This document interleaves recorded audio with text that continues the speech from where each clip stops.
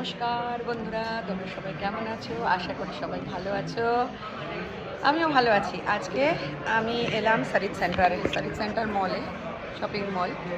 সেখানে কি করতে এলাম জানো? আমার দুখানা ফোন আছে, একটা এয়ারটেলের লাইন আছে, একটা সাফারিকম লাইন আছে। এবারে সাফারিকমে এলাম আমি। সো সেই নাম্বারটা আমাকে অ্যাক্টিভেট করতে হবে, রিঅ্যাক্টিভেট করতে হবে। আর রিঅ্যাক্টিভেট করতে হবে বলে আমি এলাম। তোমরা দেখো অফিসের মধ্যে কত লোক। মানে আগে নাইরোবিতে এলে পরে কোনো কাজ করতে গেলে ব্যাংকের বা কোথাও কোনো কাজ করতে গেলে 5 মিনিটে কাজটা হয়ে যেত, লাইন থাকতো না। এখন ইন্ডিয়ার মতন হয়ে গেছে, তোমরা দেখতে পাচ্ছ। আমার নাম্বার হলো, টোকেন নিয়েছে এখান থেকে 157। হ্যাঁ, কত লোক ওয়েট করছে তোমরা দেখতে পাচ্ছ, বসে আছে এখানে কত লোক।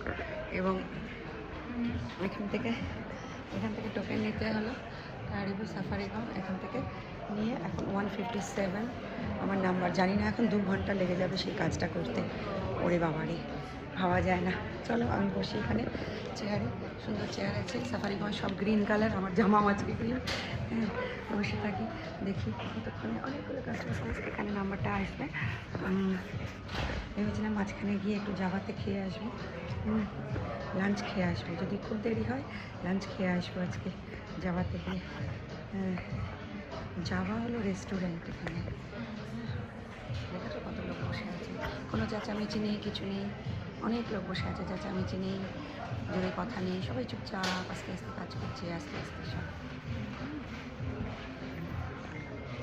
আমাদের সঙ্গে পরে টাটা। আমি খুব অবাক হয়ে গেলাম আমার 147 নাম্বার দেখে। 5 মিনিটের কাজ এখন লেগে যাবে 2 ঘন্টা। চলো কোন নাম্বার চলছে জানি না। জিজ্ঞাসা করলাম, তো বললো যে 141 নাম্বার চলছে বোধ হয়। আশা করি তাড়াতাড়ি হয়ে যাবে। টাটা, ভালো থেকো সবাই, সুস্থ থেকো।